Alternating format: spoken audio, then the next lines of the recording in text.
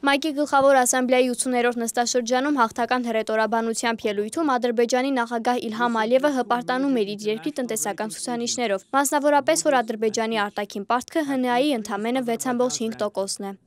Ադրբեջանը ընդգծելով իր հիմնական ակտիվները որպես առանցքային ուժեղ կողմեր, ստացել է ներդրումային բարենպաստ վարկանիշ։ Սա հաստատում է երկրի տնտեսական կայունությունը, խիստ ֆինանսական կարգապահությունը եւ ներդրումային բարենպաստ միջավայրը։ Ադրբեջանի արտարժույթի պահուստները մոտ 16 անգամ գերազանցում են նրա արտաքին պարտքը։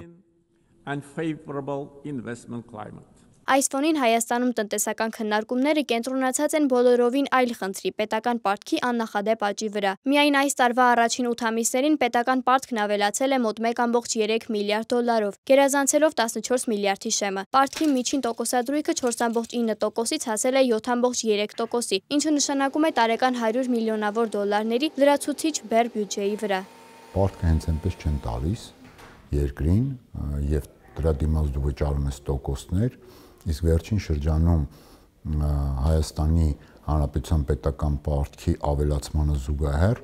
ոչ միայն համարժեք ավելանում է տոկոսները, այլ տոկոսային բեռն է ավելանում։ Հաջորդ տարվա պետական բյուջեի նախագծում 1 միլիարդ դոլարից ավել միայն վարկի նախորդ տարիներին վերցրած վարկի մենք սպասարկումն ենք իրականացնելու։ Ըստ մասնագետների, ֆինանսների կառավարման խորքային խնդիրը ծախսերի անարդյունավետությունն է, ինչը հատկապես տեսանելի է պետական գնումների ոլորտում։ Թադևոս Ավետիսյանը պնդում է, որ մրցույթային գործընթացներից հրաժարվելով եւ մեկ անձից գնումներ կատարելով, պետությունը կորցնում է ավելի ցածր գնով ավելի լավ որակ ստանալու հնարավորությունը։ Ըստ նրա, մինչև վերջերս պարտքը գերազանցում էր ՀՆԱ-ի 60%-ի վտանգավոր շեմը, սակայն իրավիճակը ժամանակավորապես բարելավվել է ռուս-ուկրաինական պատերազմի պարագայում։ Դրամի գերարժևորումը միաժամանակ վիճակագրորեն նվազեցրեց պարտքի դրամային չափը եւ մեծացրեց ՀՆԱ-ն ստեղծելով կարճաժամկետ բարենպաստ պատկեր։ Սակայն ըստ տնտեսագետի երկիրը կանգնած է նոր մտահոգիչ դինամիկայի առաջ։ 2024 թվականը մենք փակել ենք ոչ թե նախորդ տարիների նման այսպես 12-13% աճով, այլ դրա նույնիսկ կես չափով 2025-ը նորից ավելի ցածր է աճի տեմպը երկու անգամ գրեթե քան պետական պարտքի աճի տեմպը, այսինքն տնտեսությունը աճում է գրեթե 2 անգամ ավելի դանդաղ, քան պարտքը, բայց դեռ այն կուտակած հնարավորությունը կա, որ մենք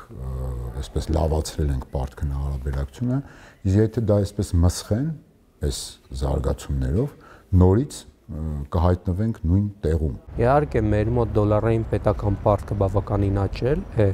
սակայն դրամական հարաբերությունը ՀՆԱ պետական պարտքին հարաբերությունը այնքան չի աճել, այսինքն այս մի քանի տարիների ընթացքում 50% է մնացել։ Փորձագետի դիտարկմամբ դոլարի էժանության պատճառով արտարժութային պարտքի ավելացումը պարունակում է թաքնված վտանգ։ Դրամի հնարավոր արժեզրկման դեպքում պարտքի բեռը կարող է կտրուկ աճել, հասնելով ճգնաժամային մակարդակի։ Այս սցենարից խուսափելու համար Աղասիթ Հավադյանի խոսքով իշխանությունները փորձում են հավասարակշռել պարտքի արժութային կառուցվածքը։ Մեր ֆինանսների նախարարությունը այս վերջերս այսպես ասած ավելի հավասարակշռել է պարտքի, եթե առաջի 20%-ն ընդամենը դրամական պարտք 2018 թվականին, այս պահին 50% դրամական է, 50%-ը դոլարային է, որ ասենք փոխարժեքային ռիսկի իրականացման պարագայում, որ այս պահին չեմ տեսնում այդ հավանականությունը ես, բայց այդ ենթադրյալ սցենարի դեպքում ոչ թե 50%, ոչ թե 70% կլինի, որը կատաստրոֆի կարող է լինել Հայաստանի Հանրապետության համար, այլ կլինի 60%։ Ֆինանսական ամենակարևոր ռեսուրսը, որ պետք է լինի եւ կայուն ֆինանսավորի ծախսերը, դա խելամիտ հարկաբյուջետային քաղաքականությունն է։ Այսինքն ոչ թե հարկ քերթես, այլ արդյունավետ հարկային միջավայր ունենաս, որ մարդիկ հարկը վճարեն, ոչ թե այսինքն ասես հարկատուն հերոսը, հետո կեղեք ես իրան իրականում, քողարկես հարկատուն հերոսի տակ, հետո փոքր ու միջին բիզնեսի հարկային բեռը կրկնապատկես եւ այլն։ Հակառակը դու պիտի ներքին հնարավորություն ստեղծես, որպեսզի հարկային այսպես մուտքերը ավելանան ոչ թե կացնային մեթոդով, այլ տնտեսության աճի։ Համաշխարհային պարտքը 2025-ի երկրորդ կիսամյակում հասել է 338 տրիլիոն դոլարի, տարվա առաջին կեսին 21 տրիլիոն դոլար աճով, ինչը մտահոգություններ է առաջացնում նաև ամբողջ աշխարհի ֆինանսական կայունության համար։ Ճապոնիան ունի ՀՆԱ-ի 260%-ին հասնող պարտք, ԱՄՆ-ի պարտքը գերազանցել է 37 տրիլիոն դոլարը։ Հայաստանի դեպքում ըստ Աղասիթ Հավադյանի մենք սահմանագծին ենք։ ըստ ԵԱՏՄ համաձայնագրի մենք ԵԱՏՄ անդամ պետություն ենք, պետական պարտքենահարաբերություն 50%-ը չպիտի գերազանցի,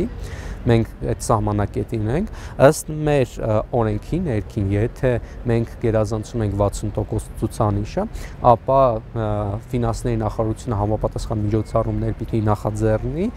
ծախսերը կրճատելու համար։ Մենք դեռևս սրան չենք հասցնել, բայց իհարկե ռիսկը կա։ Փորձագետը զգուշացնում է, խնդիրները լուծելու համար պետական պարտքին ապավինելը պետք է լինի վերջին, այլ ոչ թե առաջին քայլը, հատկապես երբ դրա սպասարկման ծախսերը բյուջեի վրա ավելի ու ավելի են ծանրանում։ Սակայն պետական ֆինանսների կառավարման կարևոր խնդիրներից է միջոցները արդյունավետ ծախսելու անկարողությունը։ Մենք տեսնում ենք, որ ասենք հատկապես IT ոլորտի, ռազմական ոլորտի ծախսերը չեն կատարվել, այսինքն օրինակի համար